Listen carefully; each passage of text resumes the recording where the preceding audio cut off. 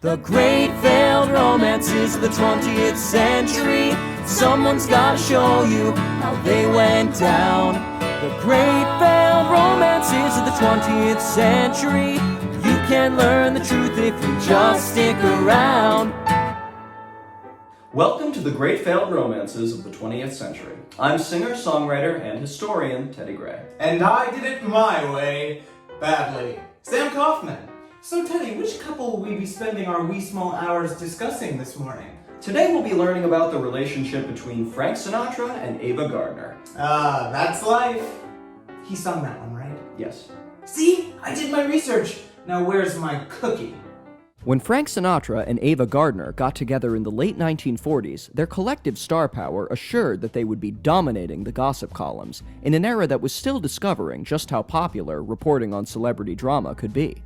While they were far from the first power couple, they were one of the first that it was simply impossible for reporters not to talk about, and pictures were flashed whenever they were spotted out on dates. And yes, this was because of Frank Sinatra's fame as a crooner, as well Ava Gardner's status as a star of the screen, but also because the relationship was initially supposed to be kept a secret. Sinatra was still married to his then-wife Nancy, and predicted that his affair with Ava would lead to bad press. Ava, who had been married twice before, was likely also aware of this. However, once the secret was out, nothing could be done to put the genie back in the bottle. At this time, Ava Gardner was perhaps MGM's hottest property. You see, women were property back then. She was quickly becoming a household name. At the same time, Frank Sinatra was entering what was perhaps the low point of his life, both personally and especially commercially. As MGM was fawning over Ava, they were dumping Sinatra, suspending his contract in 1951.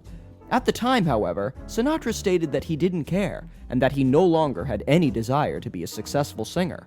All that mattered to him was Ava.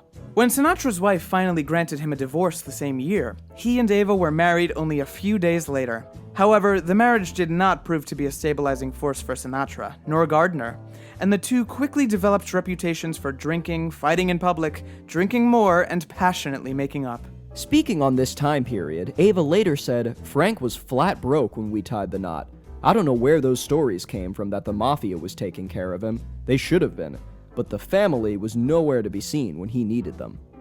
You know, one time I upset the mafia. The next morning, I woke up with a horse head in my bed.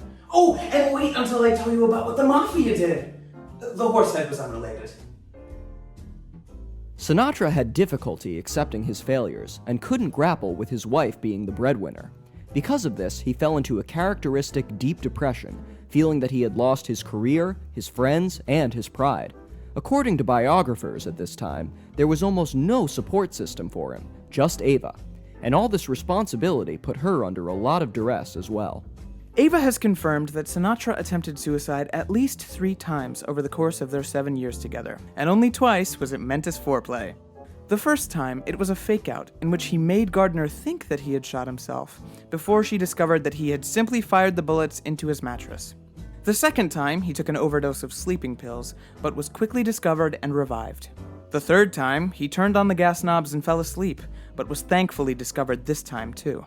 For all his attempts, he threatened it many times more, particularly when he felt a distance growing between him and Ava. He knew that one way to keep her from leaving him was by threatening to take his life, and he did so accordingly. Huh, that's really smart. I gotta remember that. Jesus, I gotta check in on you more.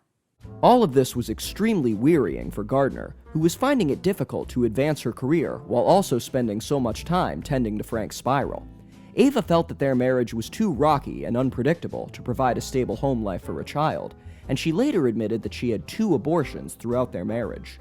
This was the final straw for Ava, who finally could take it no more, divorcing Frank in 1957. She was quoted as saying, "Start spreading the news. I'm leaving today." Perhaps as one last gesture of goodwill, however, legend has it that Ava was the one who got Frank the screen test for his role in From Here to Eternity, which would give his career a second wind, and even earn him an Oscar. Thankfully for Frank's mental state, acting in the film would put him back on top, and help him out of his downward spiral. And though the two would never get back together, they continued to love each other till their graves, staying very close. Many friends have stated that they felt Frank never really got over Ava, and when she died in 1990, Sinatra was reportedly inconsolable and wished that he had been there. Regrets. Well, You can say he's had a few. Do you know any other songs by Frank Sinatra? Well, thanks for watching. Let's hear about the song.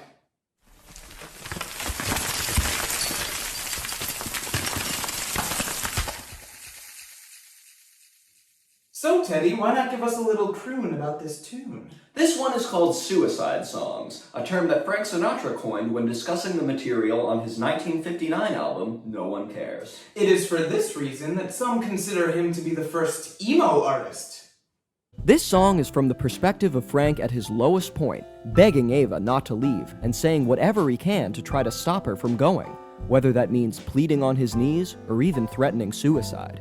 It's a self-destructive showstopper from one of the greatest vocalists of the 20th century. You? Yes! Anyway, sit back and enjoy Suicide Songs. Wait, why are we watching Suicide Squad? That movie sucks! And so do you.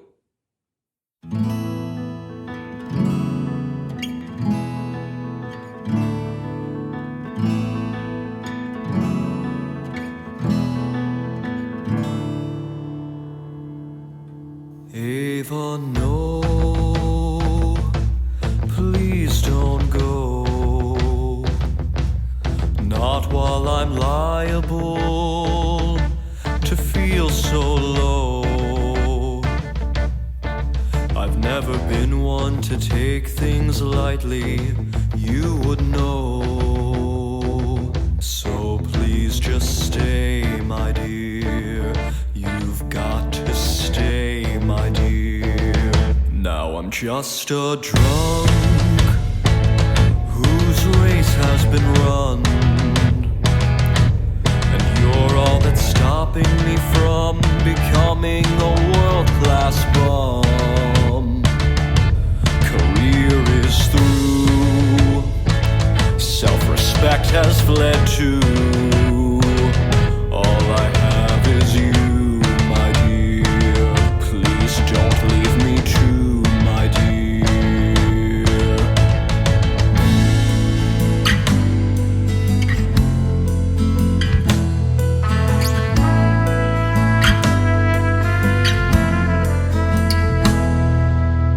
When the Bobby Soxers dissipate, oh, who will I have left? What's stopping me from ending it? What's keeping me from death?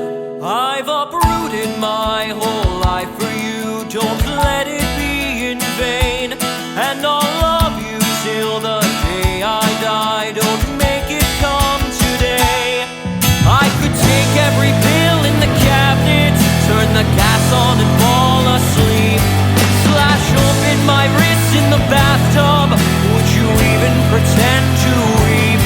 I'm a wash-up who wasted his one shot, now I can't even run to the gang. Put a gun to my head, shoot myself dead, this crooner's gone out with a bang. Made a career of being miserable, this is just a new tank of fuel. But if you leave me, all of my suicide songs come true.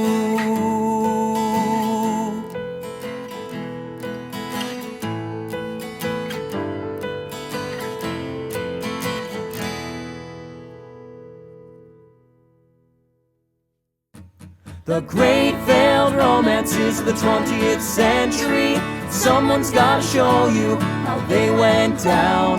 The great failed romances of the 20th century. You can learn the truth if you just stick around.